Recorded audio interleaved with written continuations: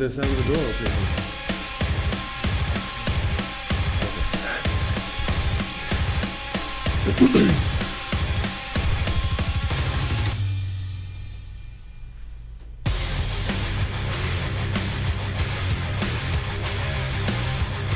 Alright, what was like the most memorable moment from NXT last week? We'll start with like whatever was really hot from NXT. Most memorable moment, I'd probably say it was the Finn Balor and Apollo Crews match. It's just the shame about the ending. It was a classic. Mm-hmm. It was actually a classic match. They were matching each other move for move. Pretty much everything they did worked for me. I've been reading online that there's been some criticism. People are saying that apparently Finn is not as spectacular a worker as Neville or Sami Zayn. I personally think he's really, really good. I'd agree. You don't have to have a bunch of flashy moves to be an excellent wrestler. He's someone who, he tells a good story in the ring, his selling is good, he understands the theatrics of pro wrestling, as far as I'm concerned. And I think he's a good champion, don't you? Mm-hmm. And from what we saw in Apollo Crews in his first ever title match, I think that if he were to become champion, he can carry the title quite well. Yeah, I'd agree with that. And, I mean, both of them would, well, Finn is currently a great champion, Mm-hmm. but Apollo Crews would also make a great champion. I think so. So, in the main event, what effectively happened was they were in the middle of a tremendous match when stupid Baron Corbin came out. And stupid Baron Corbin being what he is, Doing stupid Baron Corbin just doing things. stupid things and ruined the match. And then Samoa Joe came out for the save. We thought everything was fine. Samoa Joe. Samoa Joe, yeah. Fight Joe, fight. And Joe turned heel on us. I think I wasn't very surprised because there were sort of the hints of it from the past 2 weeks, like Mm-hmm. Joe seeming very hungry for the title, and we knew that the friendship couldn't last because he's there for a reason, that's business. It was weird, though. It didn't seem so much as a heel turn, more as him just kind of going, like, crazy by the looks of it. But, I mean, I guess it could be considered both. Yeah, that's a good point. He didn't get a chance to cut a promo or anything, so we don't know one way or the other exactly what his motivations are, but Joe being Joe, I think we'll see next week. Mm-hmm. He'll get on the stick and he'll tell us. Hopefully we'll get to see another good Samoa Joe match. Oh, we definitely will. We're gonna see a Finn versus Joe match very soon, I'm pretty sure. Maybe even next week. And the other side of that coin is the fact that Baron Corbin attacked Apollo Crews. So I think it's safe to say we're going to see a program between those two. Mm-hmm. And this is a chance for both men to become elevated because everything Apollo Crews has done so far in NXT has been excellent. And everything that Baron Corbin has done in NXT has been thus far a little bit suspect. I mean, he's had some bright flashes, but he's had a lot more criticism than he has accolades. Mm-hmm. And to be in a high-profile program with an established, I don't want to say veteran, but an established and experienced worker like Apollo Crews, I don't see any reason why both these guys don't come out looking really good at the end. What else happened on NXT last week? Well, there was Chad Gable and Jason Jordan calling out the Ascension, so hopefully we'll see a good program between them in the future. I'm a pretty big Ascension fan, so I'm looking forward to that. I'm a pretty big fan of Jason Jordan and Chad Gable. Oh, yeah. Those guys are just about the most electrifying tag team in NXT, Mm-hmm. and maybe even in WWE right now. And I think those two guys could step in and have a program with just about anybody on the main roster, to be honest. Yeah, and they'd produce really good matches. Definitely. Kurt Angle 1 and Kurt Angle 2. Pretty much. Mini Kurt Angles. Yeah, the KAs. The KA squad, we don't have anything to worry about there. I think that's going to be maybe not tremendous, but it's going to be good. Ascension has been... All they've been doing has been hanging around Stardust for the last few weeks, just hanging around and watching matches and looking tough. And that's it. So it'll be good for them to get back in the ring and actually work and establish once again why people should take them seriously in the first place. Mm-hmm. And speaking of being taken seriously, we also saw Cameron get back into the ring. And she was facing off against the Japanese sensation Asuka. And unsurprisingly, Cameron got kicked a lot and took a lot of bumps. And she looked pretty good doing it for the most part. For the most part. Mm-hmm. But in general, I didn't feel like it was too spectacular of a match. No, it wasn't. Later in the evening, when we saw Izzy reach out and touch the NXT champion, I think she and everybody around agreed that was definitely a spectacular ass. Yes. Yeah, she didn't write anything about that in her diary. No doubt about that. What else happened in NXT? Was there anything else really worth mentioning from last week's show? We saw Dash and Dawson present vaudevillains with a wheelchair. Oh yeah, that was nice. I like that. Just it's kind of like back to basics, extra violence from WWE. It's sort of like fundamental, but we're getting away from it, and it's nice to see a return to it. Like, we're gonna really, really hurt you, and that's all there is to it. Mm-hmm. And that's pretty much what they did to Big Cass last week. Absolutely, no, absolutely right about that. Aside from that, just one last point that I wanted to mention was the fact that up-and-comer superstar, or diva, I guess, from NXT, Gianna Daddio, someone who has been generating a lot of hype, and I personally was looking forward to her debut because I think she has a unique look and has the potential to become a top draw, to be honest. And she was out there as unnamed talent. Mm-hmm. And she was putting over Eva Marie, but she looked really good doing it. She did. Yeah, just in those few little flashes, I feel like my hope wasn't misplaced, and given the opportunity to get a proper introduction, I think she's gonna do some pretty good business. Mm-hmm. Looking forward to that. Yeah, me too. And what's gonna happen? Just I guess the last thing I want to talk about with NXT is, what do you think their plan with Eva Marie is? To be honest, like, do they have a plan? She's not going to become the champion, surely. I have no idea what their plan is, because, I mean, this is the first time seeing her for a long time. Mm-hmm. And she's certainly got a extremely negative reaction. Yeah. Did anybody cheer for her? I think there's a few people. There's like one or two people dressed up as her, which I found kind of weird, but everybody else just nothing but dumped on her. But that's more or less it from last week's NXT. It's going to be... I have to be honest, I stumbled across some spoilers a few weeks ago, so I actually know exactly how the tag team title match goes. Yeah, and after having seen that spoiler, I said no more spoilers. That's it. No more spoilers. No. So we're going to keep it spoiler free from now on. And getting straight back to the roster, I think we can agree that the top story from this week in the WWE was the very untimely injury of the WWE former World Heavyweight Champion. The man. The man got an injury. Seth Rollins. Rest in peace. Rest in peace, title reign. At just over 220 days, he had an excellent reign, to be honest. It was a really good first reign. Mm-hmm. The way he took it, his title defenses, the matches he had a lot of really good matches during his title reign. Matches against Cena and Sting, Brock Lesnar, where Undertaker came back. He worked that short program with Dean. There's a short program he worked with Randy Orton. Am I forgetting anybody? He had a match with Neville, which was really cool. Mm-hmm. A couple with Cesaro. But you know what my highlight from the Seth Rollins title reign, honestly, was those couple of matches he got at the end where he was tagging with Kevin Owens. Yeah, those were really, really good. Fantastic. They were just so much fun watching those guys work together. And get well soon, Seth, please. We need you back. Because to this point, I think we can agree that Seth was probably their best performer of the year. Like, if they were to hand out the Slammy for Superstar of the Year, I think we could agree Seth should win, don't you think? Yeah, I would agree with that, hands down. Who'd be the runner-up? Superstar of the Year at this point. Runner-up? My personal vote would be for the Swiss Superman. Mm-hmm. I think I'd have to agree with that. That or maybe Kevin Owens, because Kevin Owens is pretty good. Yeah, he's very good. Yeah, every week we put him over. And rightfully so, because Kevin hasn't hardly missed a step. Every time we've seen him on TV, he's had great matches, and this week was no exception at all. On SmackDown, he was in the main event, facing off against the Lunatic Fringe in a great match. These two guys have had quite a few battles before on the independent circuit, and it was unsurprising that they just picked up right where they left off, just like Kevin has with his matches with Cesaro. And I think a Kevin versus Dean program is something we're going to be seeing in the near future, like a long-term one.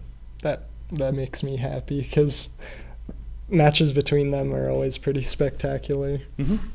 And I think what WWE is doing right now with Kevin is they're just kind of rotating him through all the stars just to see how he works with everybody. Just kind of seeing where he fits. More or less, yeah. And right now, where he's at being the champion, I don't think he needs to be repositioned at all. Kevin is right where he needs to be. He gets his time on every episode of SmackDown and Raw just to talk a little bit, which is really important. Mm-hmm. So, yeah, Kev, just keep doing what you're doing. Aside from that, now that the world champion has been forced to vacate the title, and by the way, according to ESPN, he's out 6 to 9 months with what the reporting is an ACL, MCL, and meniscus tear, which is a devastating knee injury. I read on WWE.com Seth Rollins talking about the injury. He said that it doesn't actually hurt. It's I guess there's no nerve ending on those ligaments. It doesn't hurt, but he just felt his knee felt floppy, like it was just flopping around and it wasn't responding. So like that's frightening. Yeah, it is definitely. It feels bad just thinking about it. He had to give Kane the finish, his pedigree, on a chair, on that floppy knee.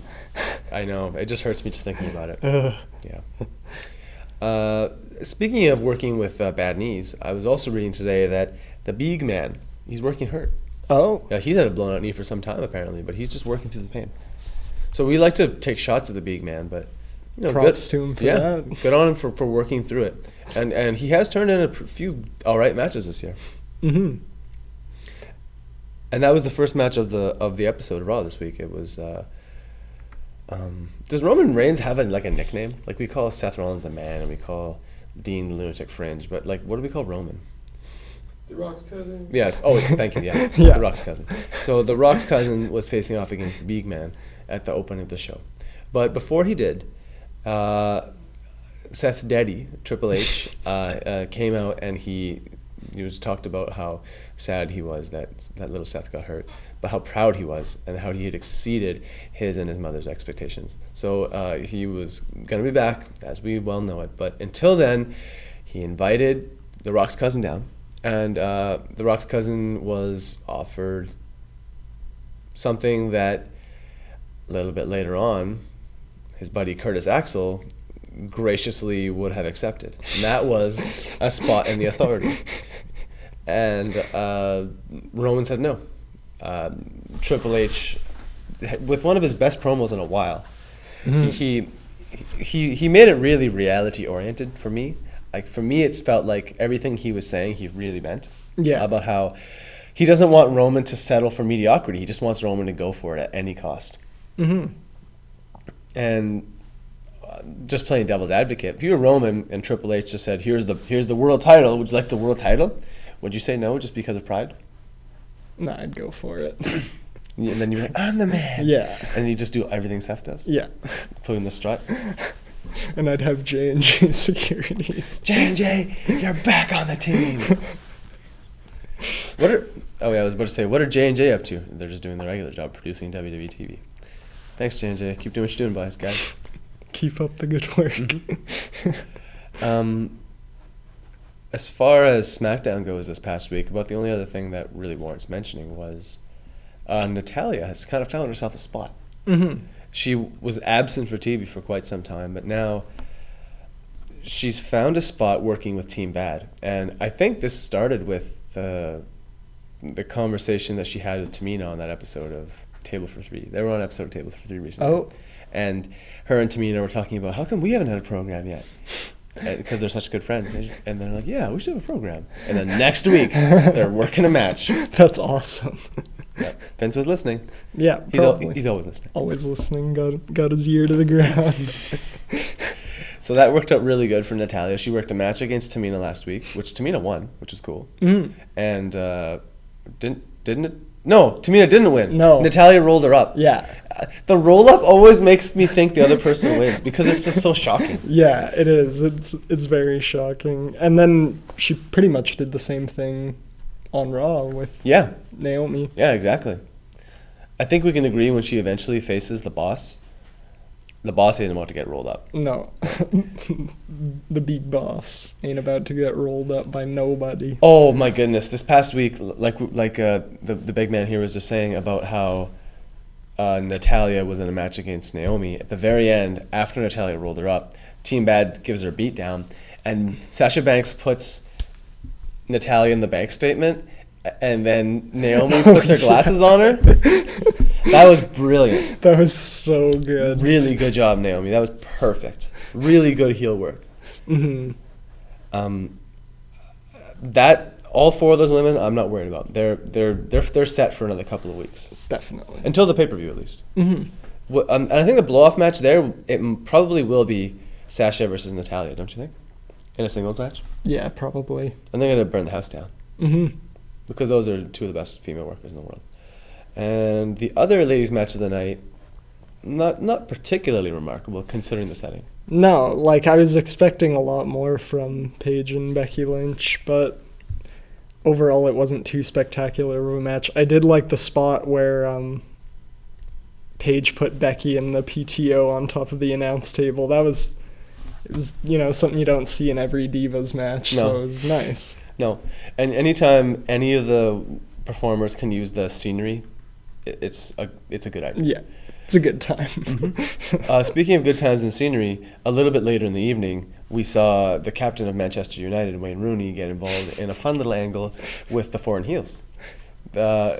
Sheamus and Wade Barrett were just talking a bunch of garbage, which was perfect. Mm-hmm. Exactly what they ought to be doing. Yeah. And that all occurred during Sheamus's, just premier match with the Swiss Superman, which I think we can agree was the main event? I guess it kind of was. Because after that, we got the Bray Wyatt fun.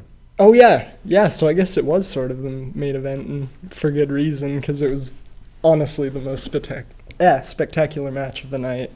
And it's the best Sheamus match I've seen since he's come back, to be honest. Mm-hmm.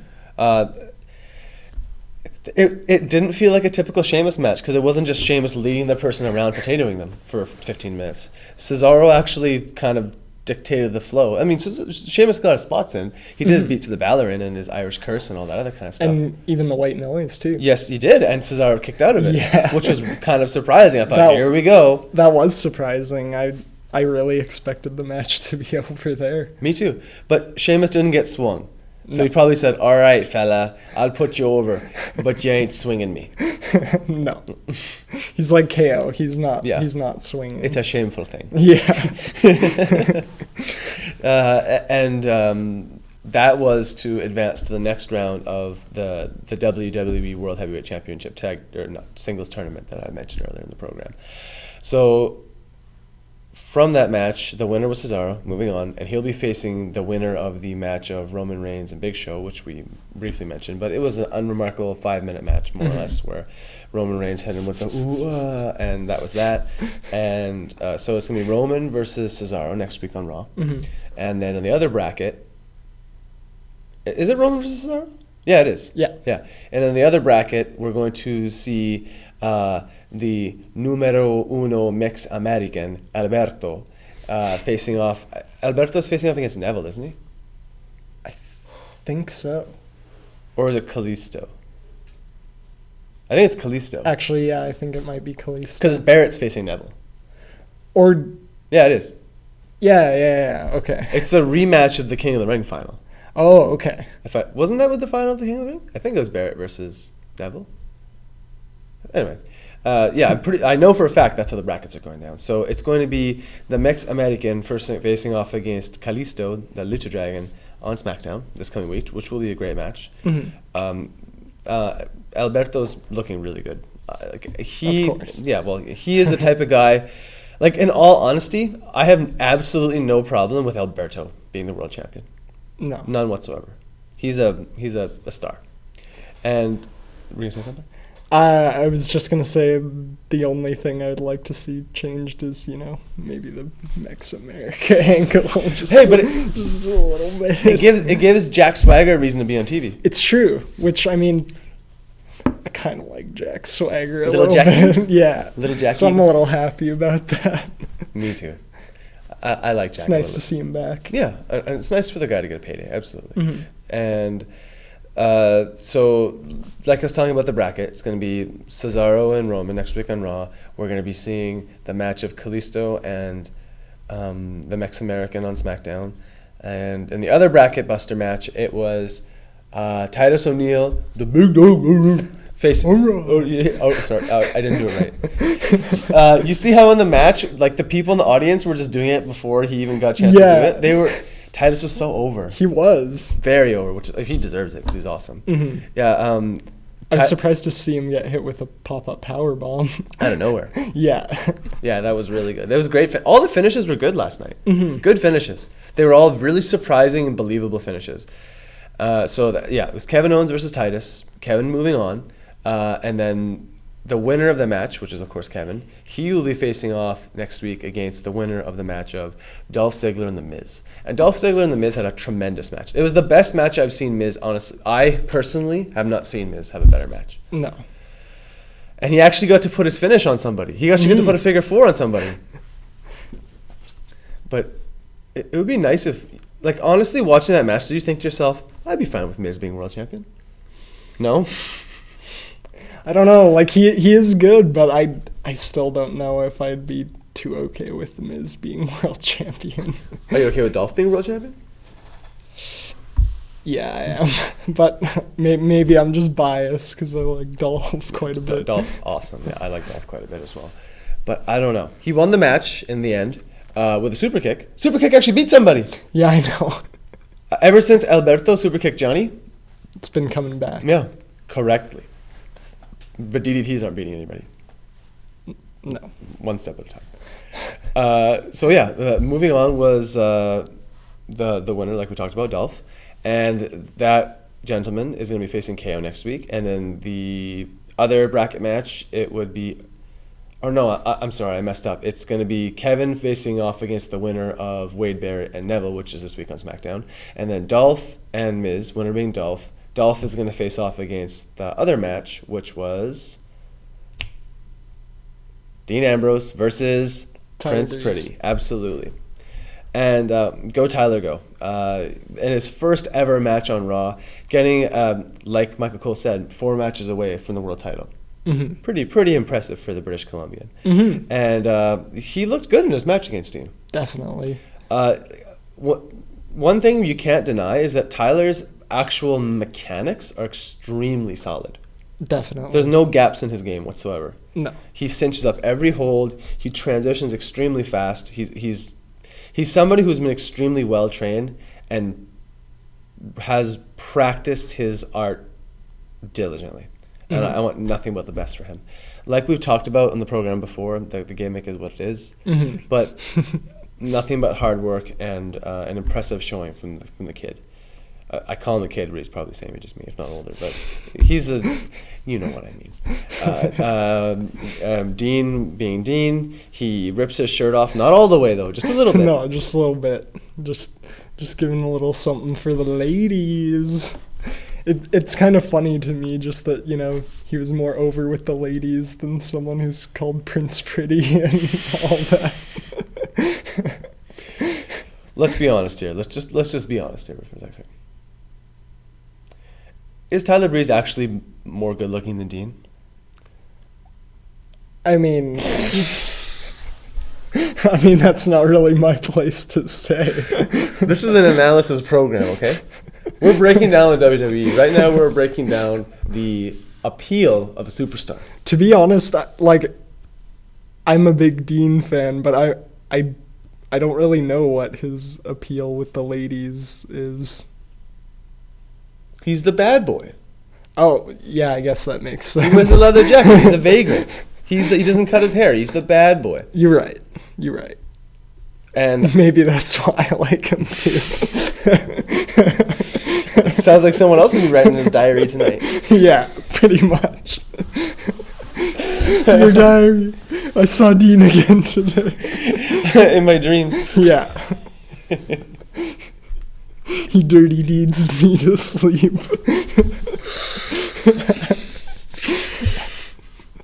Vince is sitting in Connecticut right now, shaking his head. Yeah. Shaking his head, but also thinking, he bought a t-shirt, so he can think whatever he wants. As long as he keeps giving me the money.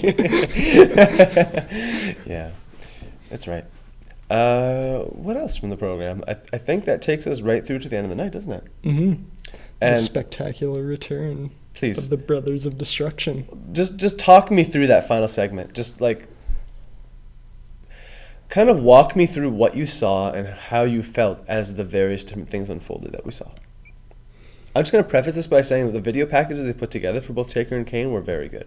Like Yeah, the they were. moments they showed from their careers were just the right moments. Kane winning the Royal Rumble, abducting Lita from her wedding, Undertaker with the lightning bolt searing open the coffin and him laying waste to the SmackDown roster. All very, very well chosen and highly memorable moments from both guys' careers. But yeah, talk me through the Bray Wyatt segment. Well, it was pretty much just Bray Wyatt, like, started off with him talking about Kane and The Undertaker and kind of just, he wanted to have a moment of silence for both of them and how he, ate their souls and all that. And then there was the video package that played, which was excellent and really showcased both Kane and The Undertaker. And then they came back, and then Bray Wyatt was looking, very terrified. It was just him at this point, so he was backing into the corner. But of course, it cuts away and then cuts back, and there's the three other Wyatts backing him up. And then they just both went at it, but Kane and The Undertaker ended up looking strong, got a couple double choke slams in there, laid out Braun Strowman and the entire Wyatts, and walked out of there. Yes, they did. Looking really was badass. so awesome. Yeah. So, on the one hand, Undertaker and Kane look amazing. Exactly the way they ought to look. On the other hand, the Wyatt family looks terribly stupid. Yeah. So they're not looking strong at all. And, you got to wonder, like, what happened when they took them away. Like, Bray Wyatt was supposed to have their power and all that, but he couldn't even deal with them. Bray Wyatt is just that babysitter who lets them do whatever they want. Yeah.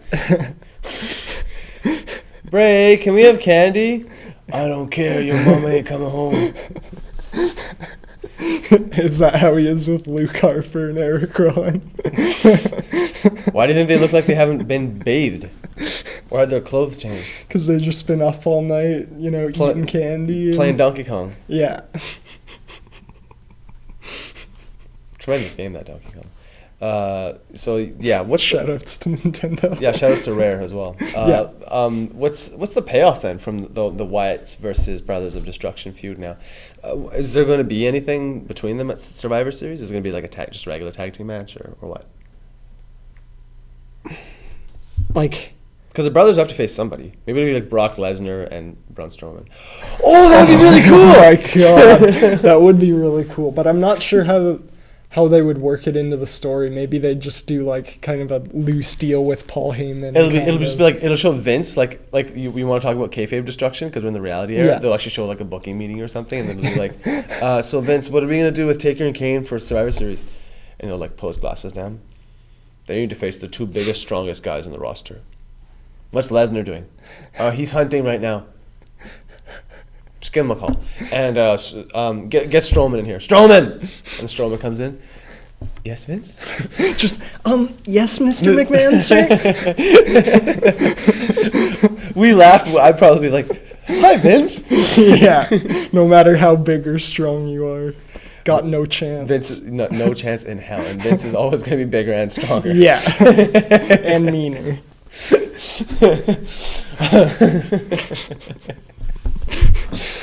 But yeah, so let's just go ahead and book that match. It's going to be Lesnar and Strowman versus the brothers at Survivor Series. Are the brothers going to put their souls on the line again, or probably not? No, probably not. I feel like whatever feud or like whatever happens next is probably going to be, like, I could see it being the last run of Kane and The Undertaker, especially as with it should be. Especially with all like the video packages they've been showing of them and all that. It's kind of, it seems to me like they're kind of hinting towards like their final run. No, I agree with you wholeheartedly. And we'll just go ahead and take us home here. Just really quickly, New Day appeared. They had an amazing reaction, huge pop from the audience. Mm-hmm. Everybody was into it. They bought it wholeheartedly, and New Day had to cut them down because they're heels. Because if they didn't, it was otherwise just a babyface segment. Yeah. Like, the crowd was ridiculously over, and just there was no one else who was over as New Day. They put the unicorn horns up for Seth too. Their captain, their fallen captain. But not that garbage European magic. No. Your magic is booty. Booty. I wonder how they feel about Canadian magic. Well, we live in a marginalized backwater. Shoutouts to Xavier. So Yeah. what do we know about True. magic? And then We got the backwater magic. So. I put my horn up for that. And so then Neville came out with... Who did Neville come out with? Oh, of course, the Usos. Yeah. Great. That's an amazing team. All three of those guys are well suited to work together. Usos because they're brothers, and Neville because he's just great and he flies high as well. So there's not really much to say other than the fact that the 6 of those guys could work a program, but all 6 of them. In a perfect world, it'd be the Usos and New Day battling for tag team titles, and Neville battling against the other member of New Day for whatever title that member has. But Kofi. Sure, why not? I'd like to see that. Kofi as the United States champion. So much high flying. Okay, my first question in the rapid fire round is number 1. In all seriousness, who's going to drop their title first? Will it be Alberto or Kevin?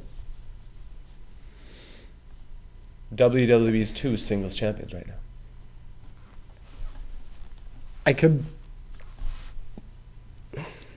It's a really tough call. I would say Alberto, but he's only had the title for like a little bit, so I don't really see him dropping it anytime soon. So more likely Kevin Owens, I think. Who would he drop it to? Who's the first person that comes to mind? Maybe Ryback again, but no. My theory is going to be New Day screws them. They want the title and they're going to screw them because there's 3 and he's 1. That would actually make for a somewhat compelling feud, potentially. Yeah, that would. Very Healy. Speaking of very Healy, isn't it cool that New Day kind of considers Seth a member of New Day? Yeah, I know. I like that. He's their captain, the unofficial captain. He's the unofficial 4th New Day member. The 4th unicorn, yes. Yeah. And next question. When Seth returns, I mean, it's safe to say he's going to become world champion again. Mm-hmm. But will Seth have to start at the very bottom? And is he going to have to work his way right back up again? Or is he going to get a world title shot? Is it going to be like, Seth's introduced? The way they introduce it, it'll be like, all right, Neville, or whoever the world champion is, you're going to be facing off against a mystery opponent at Money in the Bank. And then they get the Seth Rollins return, and he's wearing the white costume. And then for the Seth Rollins return, they have him like come out of like the risers in the stage, like you remember like the Brood used to. Yes. They'll come out like that, like while the drums are playing, they'll be like this in the white costume, or sorry, like this for the white costume, and like the water in his hair and his beard is gonna look really resplendent. Yeah, I'm the man. Oh my god, that's gonna be so hype. Play my music. I'm not the champ, but play my music. But you can bet your ass he'll be the champ shortly after he comes back, because he'll be coming for that championship. Seth, if you somehow manage to hear this because you're not doing anything and just rehabbing right now, you're the man. Just get well and get your title back, bro. ASAP. Question number 3. Right now, we know that Paige is the number 1 contender for the Divas title, and I believe she will be facing off against Charlotte for that title at Survivor Series. Mm-hmm. Can we agree that Natalya is going to have some sort of match against Sasha probably at Survivor Series? Is that kind of where things are headed? Yeah, I could see that happening right now. Okay, and then the winner of that match becomes a new number contender, so we can assume it'll be Sasha, and we're going to see a Sasha versus Paige program post-Survivor Series heading towards Christmas? Mm-hmm. Okay, I'm good. That's good booking. Yeah. Yep. Question number 4. Is it safe to say that Dolph Ziggler's never ever going to win the world title ever again? It feels like it right now, Yes, it honestly. does. It certainly does. And I guess the last rapid fire question, this is one we can take some time for. I think you and I can agree, big man, that it's going to be Dean versus Roman at the end of this bracket. Yeah, I feel like it's going to be. Who's going over? Who's becoming the next WWE World Heavyweight Champion? I'd like it to be Dean. But I mean, I'd probably be good with either. But who's it going to be, though? But who's it gonna be? I think it's gonna be Roman, just because I could see it. Just being because the way Roman. Triple H is like, you were the man, you had the look. You didn't say the look. He said everything else. It's like The you had the size, charisma. the speed, the charisma. Which I mean, I could think of a lot of other people more charismatic than Roman Reigns. Yeah. But Fandango's more charismatic than Roman Reigns. I'm not trying to say that to be silly or funny or anything, but like, why hasn't Fandango had more of a push? You know why? Because his gimmick is silly. yeah. Answered your own question. You're right. So let's just go ahead and assume Roman leaves Survivor Series the world champion. Does that mean Dean becomes heel? I could see it happening, and it would make sense. So the main event for Royal Rumble in January will be, or actually we get that TLCS pay-per-view in December. We'll have Roman versus Dean for the world championship at TLCS in a street fight. Oh my god, that'd be awesome. More kendo sticks and Yeah, of course. Roman's like, no more kendo sticks. That guy's been hit with so many kendo sticks this year. It's a lot, seriously. I have personally watched Roman Reigns get hit with how many kendo sticks? Like, at least personally, we've seen like how much? 6? At least. A lot of times. Anyway, whatever happens, after those two guys, they'll probably end up trading the titles, went back and forth.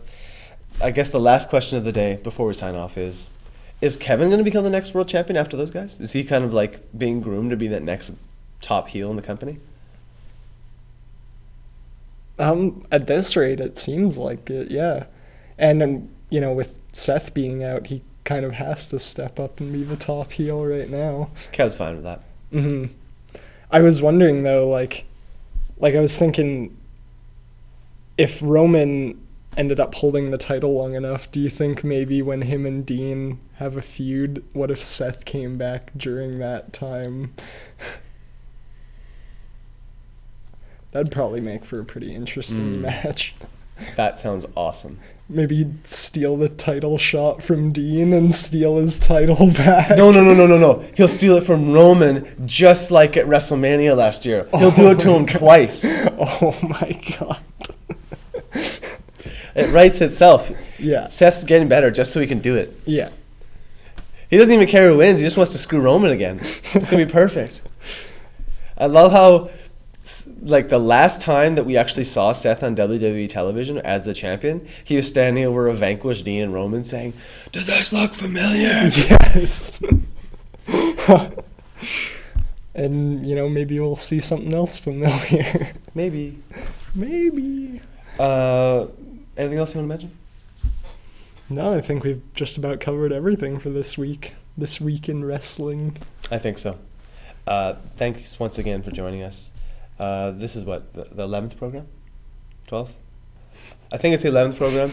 I obviously will have the name right in the title, but hopefully we can keep it going. I don't see any reason why we can't.